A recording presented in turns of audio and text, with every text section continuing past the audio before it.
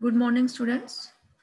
Now we discuss the addition modulo M because next examples are based on the addition modulo और multiplication modulo M. Addition modulo M ये आप number theory में already पढ़ चुके हो और multiplication modulo M. Addition modulo M it can be written as A plus B with respect to addition modulo M, where A and B are any integers. M is the fixed positive integer and is defined as A modulo A addition modulo B with respect to M is equal to R, where R is the least non-negative remainder when A plus B is divided by M. जब A plus B को हम add करके M से divide करेंगे तो R ये reminder आएगा और ये कैसा होना चाहिए, लीस्ट नॉन नेगेटिव रिमाइंडर. जैसे 5 addition 9 with respect to modulo 5 is equal to 4. 5 और 9 15 और 9 को जब आप ऐड करोगे 24 को 5 से डिवाइड करोगे तो क्या आएगा आपका 4.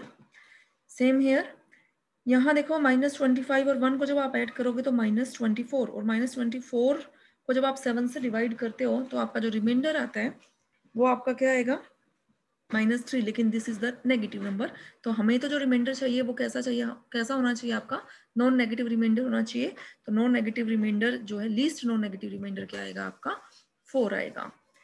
Generally addition modulo M is denoted by these symbols, but for sake of convenience we shall denoted by these symbols. ये दोनों नोटेशंस हम यूज कर सकते हैं, लेकिन इस बुक में थ्रू आउट जो नोटेशन यूज की हुई है वो ये नोटेशन यूज की हुई है.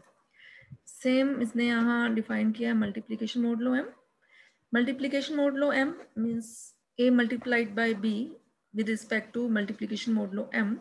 This is equal to R, where R is the least non-negative remainder when A into B is divided by M. ठीक है, जैसे 8 into 4 वैल्यू क्या आएगी 32 और 32 को जब आप 3 से डिवाइड करोगे तो क्या वैल्यू आएगी आपके पास, जो रिमाइंडर आएगा, और रिमाइंडर क्या आएगा 2.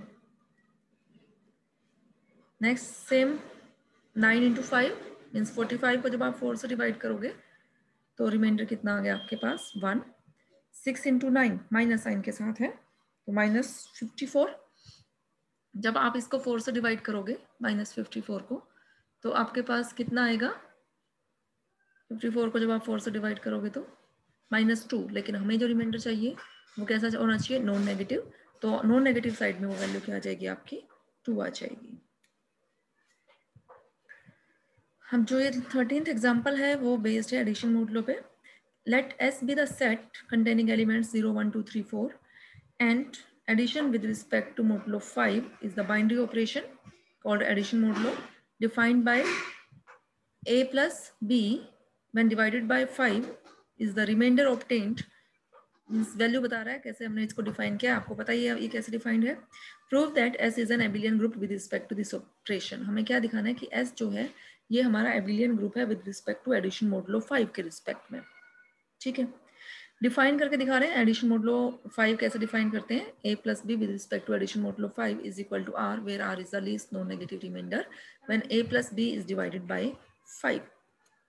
वैल्यू जो आएगी वो वैल्यू क्या आएगी, non negative reminder means greater than equal to 0 and less than equal to 4 के बीच की वैल्यू रहेगी आपकी.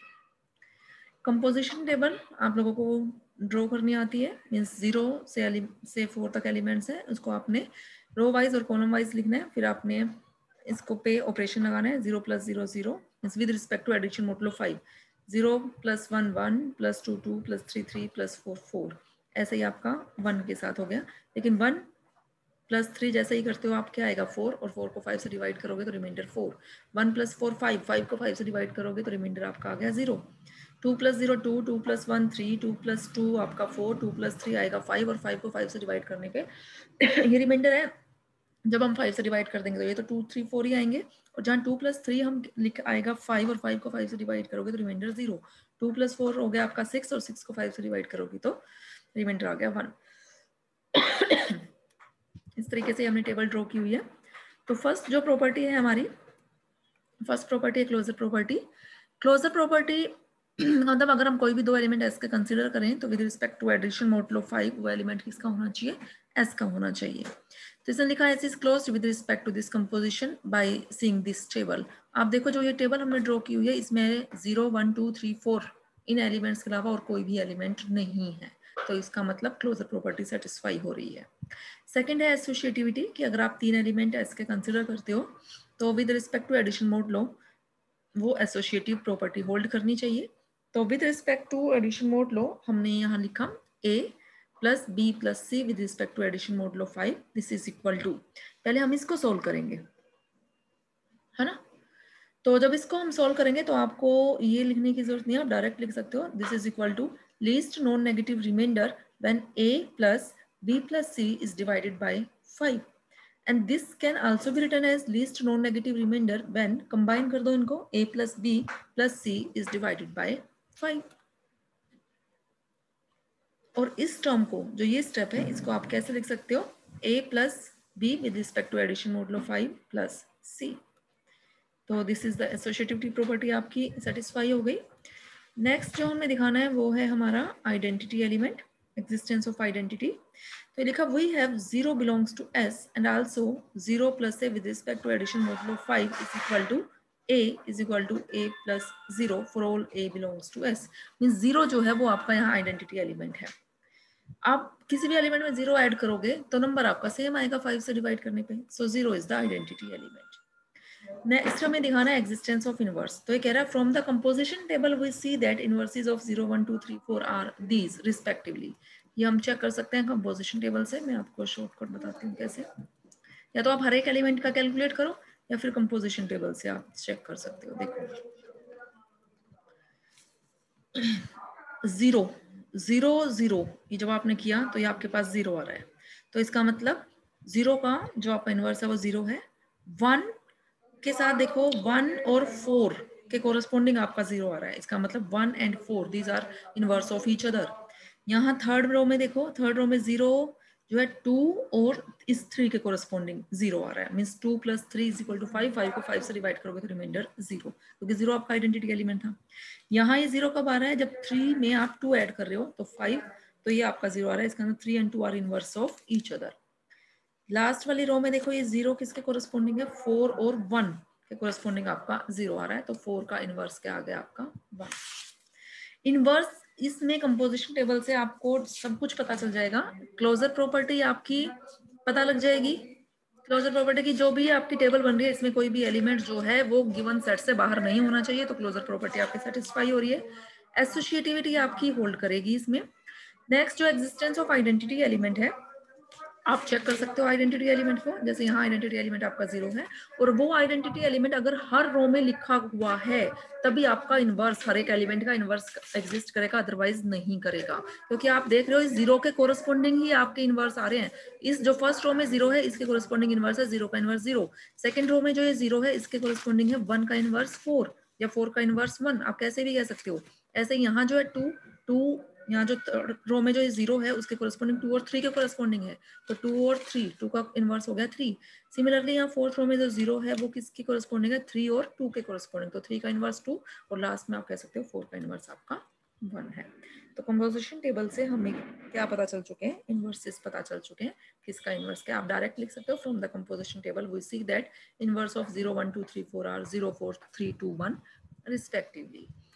तो ये आपका ग्रुप बन चुका है। नेक्स्ट हम चेक करते हैं कम्यूटेटिव लॉ। तो for all a v belongs to s we have a plus b with respect to addition modulo 5 is equal to b plus a with respect to addition modulo 5. So commutative law is satisfied. So s is a group means abelian group बन गया, बल्कि s is an abelian group with respect to addition modulo 5. Next जो हमारा example है, next example है late s be the set consisting of elements 0 1 2 3 4 5 with respect to multiplication modulo 6। ये binary operation दे रखा है हमें। हमें क्या चेक करना है कि इस ऑपरेशन के रिस्पेक्ट में ये हमारा ग्रुप नहीं बन रहा है। ग्रुप नहीं बन रहा है तो कोई उन 4 प्रॉपर्टी में से सेटिस्फाई नहीं हो रही होगी। तो पहले तो इसने ये मल्टीप्लिकेशन मॉडुलो 6 जो है वो डिफाइन करके बता दिया कि a multiplied by b with respect to multiplication modulo 6 is equal to r where r is the least non negative reminder when a is multiplied by b and divided by 6। तो जो r reminder है उसकी value जो है आपकी 0 से 5 के बीच में आएगी। ठीक है, इसमें भी आपने कंपोजिशन टेबल बनानी है मल्टीप्लिकेशन के लिए। तो जो भी एलिमेंट्स दे रखे हैं उसको रो में भी और कॉलम में लिखना है और फिर आपने ऑपरेशन परफॉर्म करना है। I think you can draw this table. अब यहीं से आप ध्यान से देखो तो क्लोजर प्रॉपर्टी सेटिस्फाई कर रही है, क्योंकि कोई भी ऐसा एलिमेंट इसमें नहीं आ रहा है जो गिवन सेट में नहीं है। एसोसिएटिविटी जो है वो हमारी होल्ड करेगी। आप लिख सकते हो A multiplied by B multiplied by C with respect to multiplication modulo 6 is equal to, जैसे आपने यहाँ क्या लिखा, least no negative reminder when A into B into C is divided by 6, फिर आपने A और B को कंबाइन करके C के साथ दिखा दिया और आपने उसको फिर ये डायरेक्ट हमने ये लिख दिया, तो एसोसिएटिविटी प्रॉपर्टी आपकी सेटिस्फाई हो रही है। ठीक है, नेक्स्ट है आपका आइडेंटिटी, एग्जिस्टेंस ऑफ आइडेंटिटी। तो कह रहा we have 1 belongs to S, if A is any element of S, then 1 into A with respect to multiplication modulo 6 is equal to A into 1 with respect to 6। ठीक है, आपको पता है 1 element आएगा multiplication में, जिसको आप मल्टीप्लाई करोगे तो वो आपका A ही रह जाएगा जब हम 6 से डिवाइड करेंगे तो।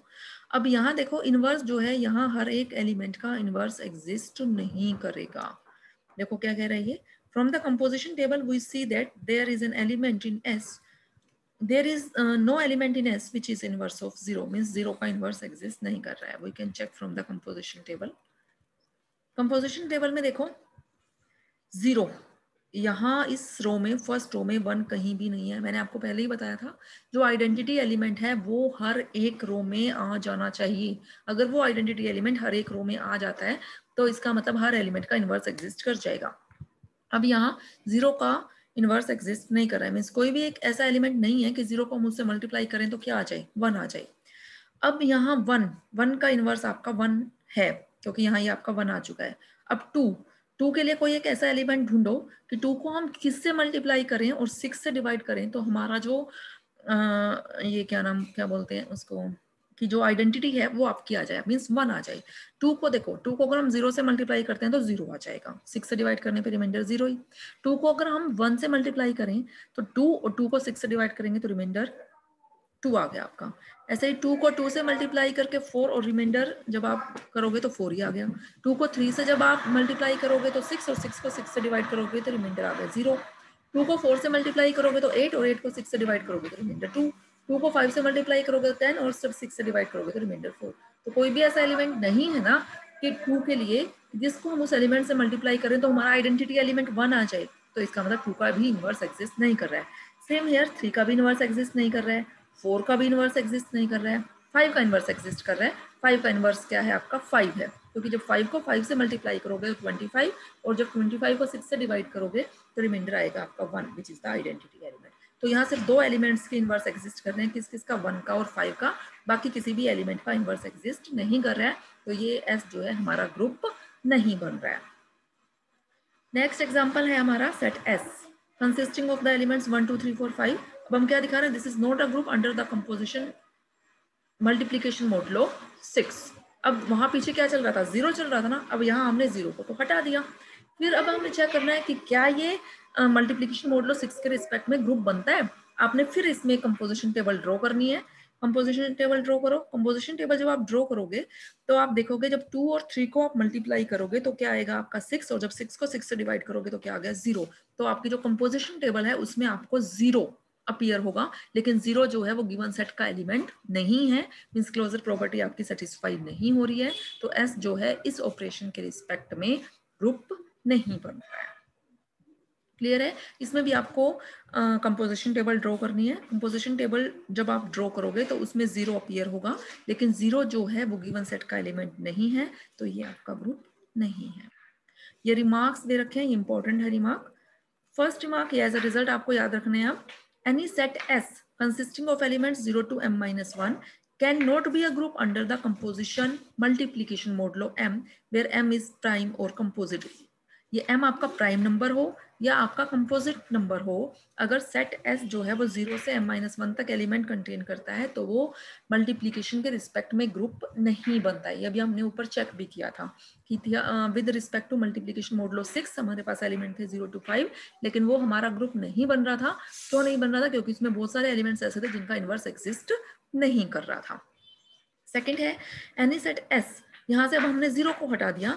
अब भी मल्टीप्लीकेशन मॉडुलो के m के रिस्पेक्ट में ये हमारा ग्रुप नहीं बन रहा है, क्योंकि इसमें तो क्लोजर प्रॉपर्टी ही सेटिस्फाई नहीं हो रही थी। अभी हमने ऊपर ये दिखाया है, ठीक है, ये वही उसका ये एग्जांपल दे दिया उसने। अब वो ग्रुप बनेगा कब, क्या कंडीशन है, इफ सेट एस मीन्स एक तो जीरो को तो आपने हटा देना है, ठीक है। Consisting of element 1 2 3 p minus 1 is an abelian group under the composition multiplication modulo p if p is prime.